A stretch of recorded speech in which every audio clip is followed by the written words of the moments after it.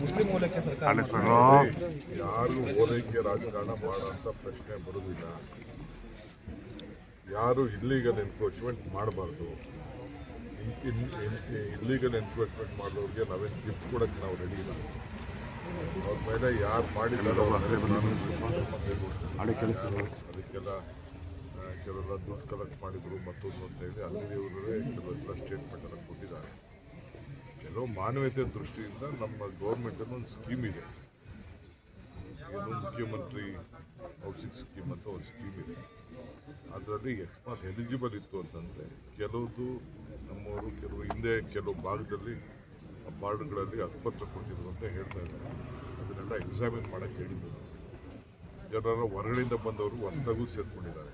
ಅದು ನಮ್ಮ ಹತ್ರ ಜಿನೈನ್ ವೋಟರ್ ಲಿಸ್ಟು ಮತ್ತೊಂದು ಡಾಕ್ಯುಮೆಂಟ್ಸ್ ಎಲ್ಲ ಕರೆಕ್ಟಾಗಿ ಇತ್ತು ಅಂತಂದರೆ ಕೆಲವರಿಗೆ ರಿಹಾಬಿಲಿಟ್ ಮಾಡೋಂಥ ಕೆಲಸ ನಾವು ಮಾಡ್ತೀವಿ. So many Kerala MPs have been saying that they condemn your statement when you said we don't want any interference from Kerala. Let they condemn, let they do whatever want. We know how to run the administration, we run the administration. It is a state with a good governance. We don't want illegal encroachment. Unnecessary, if they want, let they have those, take their people there and let they give them whatever they want.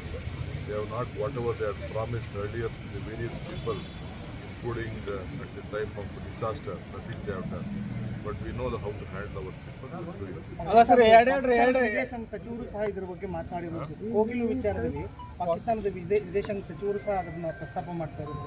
ಅದಕ್ಕೆ ನಮ್ಮ ದೇಶದ ಹಿರಿಯ ನಾಯಕರುಗಳಿದ್ದಾರೆ. ಅದು sir, ಈಗ ಎರಡೆರಡು ರಾಜ್ಯದ Aadhaar ಕಾರ್ಡ್ಗಳಿದಾವೆ, voter ಐಡಿಗಳಿದಾವೆ ಅನ್ನೋದು ನಮ್ಗೆ ಗೊತ್ತಿಲ್ಲ. ಪರಿಶೀಲನೆ ಮಾಡಕ್ಕೆ ಹೇಳಿದೀವಿ.